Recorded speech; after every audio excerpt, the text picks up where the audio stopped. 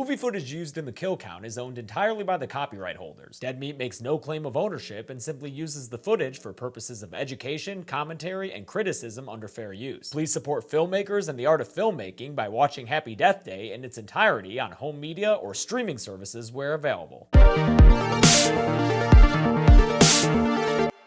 Welcome to the Kill Count, where we tally up the victims in all our favorite horror movies. I'm James A. Janice, and today we're looking at Happy Death Day, released in 2017 by Blumhouse Productions. I'm doing this because today is in fact my birthday, and what better way to celebrate than by making more work for myself with an extra kill count. Wait a minute. Happy Death Day is a movie that blends a lot of genres. If you come into it expecting a straight slasher, you're bound to be disappointed. Instead, it might help to think of it as a romantic comedy with horror elements, and of course a premise borrowed from the Bill Murray classic Groundhog Day. As you probably already know, Happy Death Day is about a girl who is murdered on the night of her birthday only to wake up back at the start of the same day. She finds herself in a seemingly endless loop as she tries to figure out who keeps killing her behind that babyface mask. And you know what? She might just learn a little bit about herself in the process. People have questioned how I would cover the kills in this movie, but it's pretty simple. I'm gonna count any kills that I see. Yeah, things get reset at the start of every morning, but I don't know, consider them like tangent timelines or some shit, whatever makes you comfortable. So let's see how many happen in all the various time loops and get to them. The movie begins with the bell tower ringing. Our protagonist Tree, short for Teresa, wakes up in a dorm room with a real bad case of the blackout blues. And as her awesome ringtone reveals, it's her birthday! The dorm room belongs to this friendly dude Carter, who averts his eyes while she gets dressed and who has a Mystery Science Theater poster on his desk. So you already know this guy's a keeper. But Tree doesn't even remember his name. She was super shwasted last night and just wants to get back to her sorority house without running into any douchebags. Dude, you hit that fine vagina or what? Too late. Her stride of pride is marked by a bunch of details that'll keep coming back during the movie. You've got poorly dressed leering man, global warming petitioner gal, kids making out who become sprinkler victims, a car alarm going off, and some frat hazing that causes one bro to collapse to the ground. She runs into Tim, a dude who's obsessed she hasn't returned any of his texts, but dude? Who takes their first date to Subway? It's not like you have a foot long. She gets back to her sorority, Kappa Pi Alpha, where Tree's put upon roommate Lori, a nursing student, gives Tree a homemade birthday cupcake. But if you couldn't gather by now, Tree's not the nicest person. What'd you wish for? A new roommate. And she tosses the treat in the trash. Damn, Tree, why you acting like a shrub? At a lunch meeting, Mean Girl Kappa president, Danielle, berates a Kappa sister over her chocolate milk because it's too many Kappa calories. When the sister leaves the table upset, she bumps into Carter and spills the milk all over Tree's head. That's not how you water a tree, silly. Carter's there to return Tree's bracelet to her, but she doesn't get too sappy over it. Instead, she just gives him a not-so-happy death stare until he shirks away in shame. Tree heads to the campus hospital, where she ignores a birthday call from her dad and passes a security guard on her way to the office of her professor, Gregory Butler, who shows up to talk to her about her recent test. Oh, wait, no, they're having an affair. A poorly timed affair, too, since Gregory's wife Stephanie is knocking at the door, and the look on her face says she's probably figured out what was going on inside that locked office. Tree also runs into Lori, who knows what Tree's doing there, and warns her that it might be dangerous. I think something like this is bound to have some pretty serious consequences. That night, while Danielle tells Tree not to be late to a frat party they're going to, they experience a rolling blackout. That doesn't stop Tree from getting dressed in her finest and walking through the dark campus alone while she listens to a voicemail from her dad, upset that she missed a birthday lunch with him. She comes across a tunnel full of traffic lights and a birthday music box in the middle. But when she goes to inspect it further, a baby-faced person in a black hoodie appears at the end of the tunnel. They run off, only to shortly drop down in a jump scare and chase Tree with a knife. We get our first happy death of the movie when the killer appears behind Tree, standing over her and bringing a knife down into her head. We never see the impact or the actual death, since that could be kind of weird with the whole reset thing. Tree wakes up to the bell tower ringing, and she's in the same place as before, with Carter doing his good guy thing and her phone playing that awesome ringtone again. She's a little confused and pushes past the fine vagina bro as she sets out to repeat her day. Creeper guy? Check. Global warming gal? Check. Sprinklers, car alarm, collapse due to hazing? Check, check, check. At least that means another chance to eat Lori's delicious birthday cupcake, but Tree's too freaked out to indulge, so she leaves without even blowing out the candle. One day she'll appreciate your culinary skills, Lori. While zoning out at the lunchtime Kappa congregation, Tree notices a stand selling the Bayfield baby mask, which, by the way, is an awful mascot for a college. Who wants to watch a bunch of drunk babies stumbling around campus? Well, actually, now that I say it, it sounds kind of fun. She heads to Dr. Adulterer to ask him about her current condition. He attacks her neck before she can ask anything at all, and the consultation ends with another close call from Stephanie showing up to the office. That night in her room, Tree watches a Compton video on her phone of her and her mom enjoying a birthday cake together. Danielle comes in to be a pain, and the rolling blackout occurs again. And then Tree is back outside on her way to the party. But this time, when she runs into the Halloween Horror Nights scare tunnel, she wisely turns around and takes takes a different path to the frat house where there's supposed to be a party going on. Maybe it's one of those silent discos in the dark. Or maybe there's a baby face in the doorway. Bam! Bitch went down. Too bad.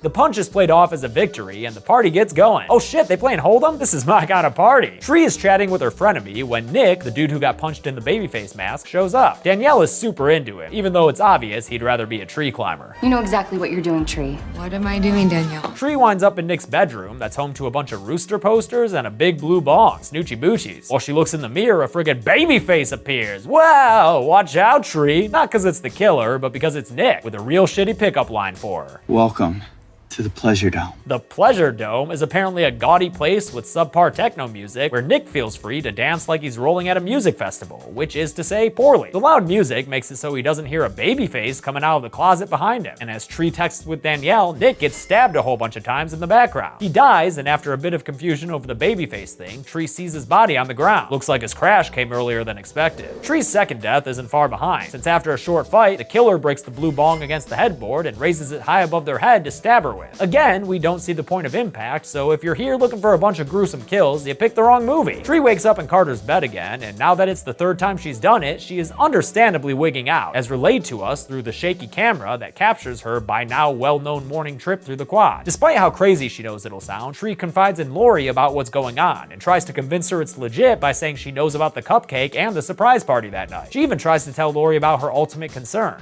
Lori, somebody's gonna kill me tonight. But Lori thinks Tree just isn't feeling well and recommends that she stay inside that night, so Tree does, boarding up her windows and blocking her door, all in an effort to stay safe. But on her desk, she finds a black envelope with a birthday card, and the spinning baby face inside is accompanied by a threatening message. The TV turns off unexpectedly, and Tree gets concerned, so she grabs a hammer to defend herself with. Good thing she does, cause here comes Babyface, slashing at her with a knife. The hammer knocks them down temporarily, but Tree's door blockade bites her in the ass when Babyface charges her and stabs her through the door with a knife, giving us the third Tree kill of the movie. Damn, we needs us a Lorax up in this bitch. She wakes up again, but she seems to be more messed up, and not just mentally. Why's her stomach hurt like that? And why's her vision got the weird distortion and blurriness to it while she runs around witnessing the usual series of unfortunate events? When Carter runs after her to return her clothes, she breaks down and asks him for help. She explains everything to him off screen, and although he's skeptical, he's willing to entertain the idea and suggests that maybe this is all happening today because it's her birthday. We also find out that Carter meets the minimum standard of decency.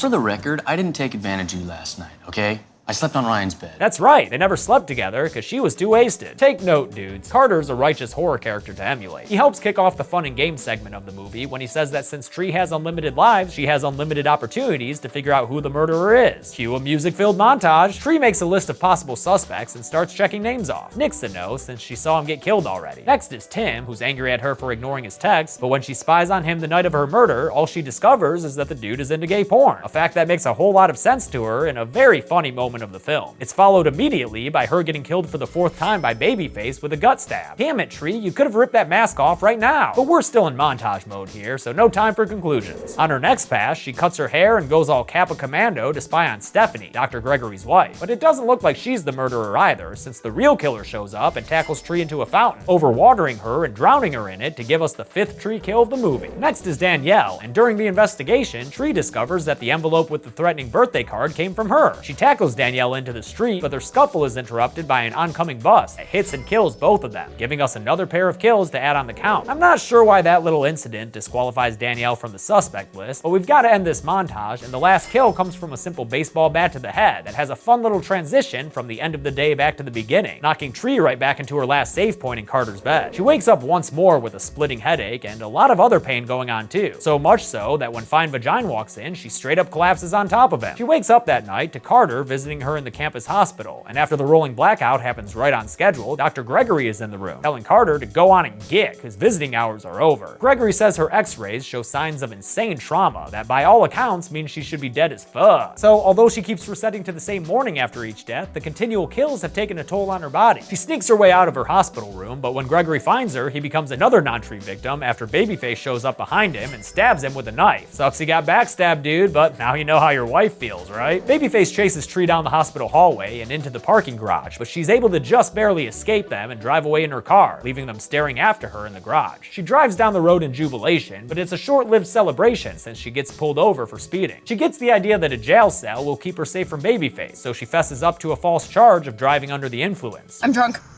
You are. Wasted. And I'm high. You know, pills, weed, you name it, man, I'm on it. The very confused police officer kindly complies and arrests her, but after he puts her in the back of his cruiser, Tree's plan hits a snag because he gets hit by a speeding car. It's a pretty great kill that comes out of nowhere, as long as you didn't watch too many trailers, which I did, so thanks marketing, you totally spoiled this scene for me. The reckless driver is, of course, Babyface, and for this happy death, we get a less stabby, more splody kill after they drop a birthday candle out the window of their car. The fire follows the trail of gas leading back to the damaged police car, and trapped inside, Tree gets blown up to die for the 8th time. Damn, I think she's past Rasputin at this point. She wakes up, downs all of Carter's Tylenol, then tells him about her time loop again, proving it to him quickly by calling out the sprinklers, the car alarm, and the sleepy frat boy. They go to a diner where she takes advantage of his inevitable memory wipe.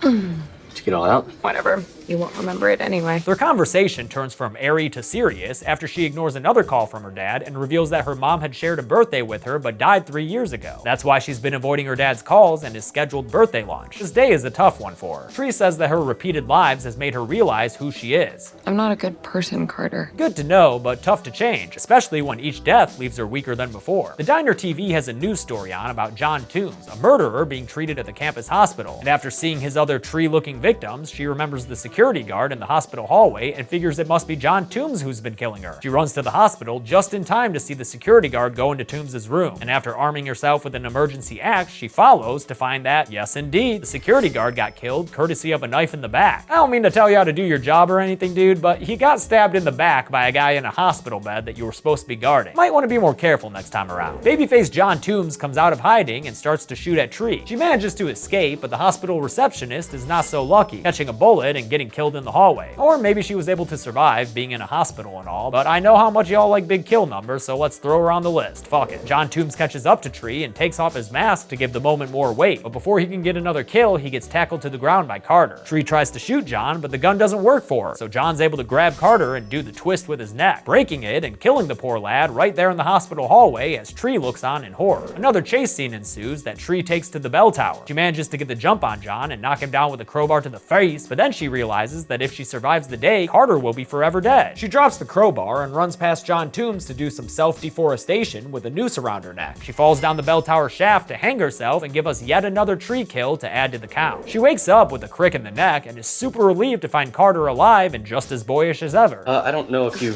remember my name. Carter. Yeah. Aw, these two are cute. Because she has it all figured out, she's in a great mood, even when it comes to find Vagina Bro. Naughty boy!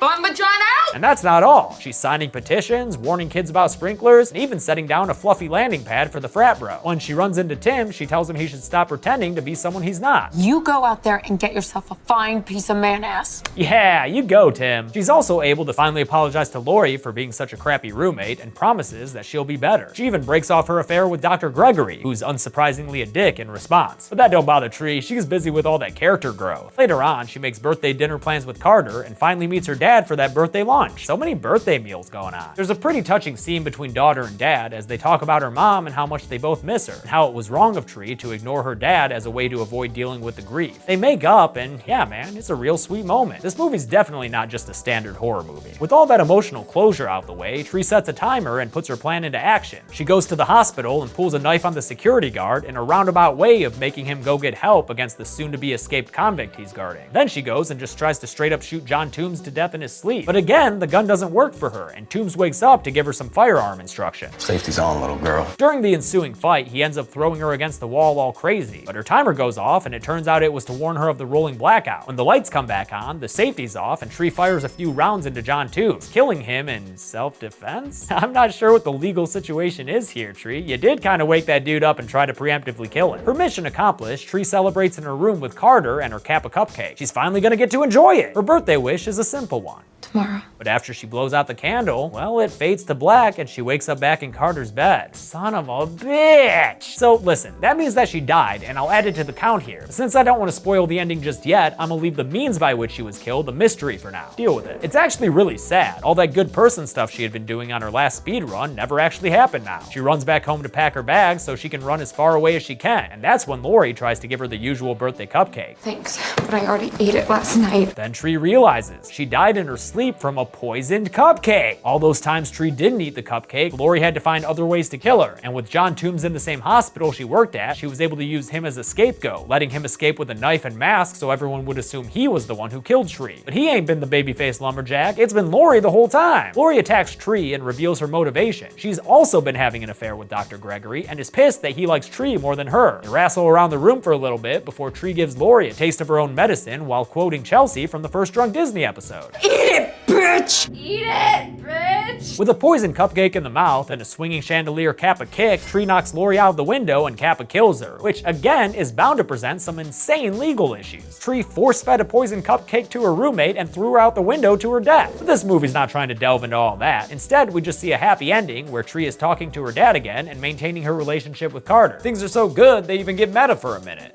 You know what your little scenario reminds me of? What? The movie Groundhog Day? With Bill Murray? Who's Bill Murray? But then, wait, why is that bell tower ringing like always? Tree wakes up in Carter's bed and things look real familiar. Cause Carter's just fucking with her. Oh, Carter, you're such a clown. The movie ends with a Kappa kiss on Carter's bed and a zoom in on his door where there's a very poignant bumper sticker. So yeah, most of these deaths didn't stick, but let's not miss the forest for the tree. There were still plenty of kills and I can show you at the numbers. So yeah, most of these deaths didn't stick, but let's not miss the forest for the tree. There were still plenty of kills and I can show you at the numbers. So I'll show you at the numbers? So, oh, okay. There were 19 deaths in Happy Death Day, an impressive number that's mostly due to the victims constantly resetting. Out of the victims, 13 were women and 6 were men, a rare occurrence on the kill count of more lady victims, but that's mostly because so many of them were Tree. With a runtime of 96 minutes, we had a kill on average just about every 5 minutes, a pretty quick pace thanks to that montage in the middle. I'll give the golden chainsaw for coolest kill to Tree death number 2. It's not on screen, but it's a death via broken bong. Of course that beats the other tame kills here. The almost ready for lamest kill will be the hospital receptionist who just got shot one time in the chest and died. And that's it. Happy Death Day came out in 2017 and already has a sequel in the works. In fact, they're starting to film this very month. I hope you all enjoyed my birthday gift back to you for my 29th birthday. Yes, I know, death is coming for me soon. But until that happens, I'm James A. Janice. This has been the Kill Count. So yeah, mostly, come on! Thanks a lot for watching my birthday kill count. You know what you can do for me for my birthday? Get 1 or 2 of your friends to subscribe. That's it. If all of you did that, that would be a lot more subscribers for me. Just message whoever, and be like, hey, do me a favor, go subscribe to this guy's channel. It's his birthday. It's not like I'm hurting for subscribers, but a little birthday bump would be nice. And the other best birthday gift you could give to me is to be good people.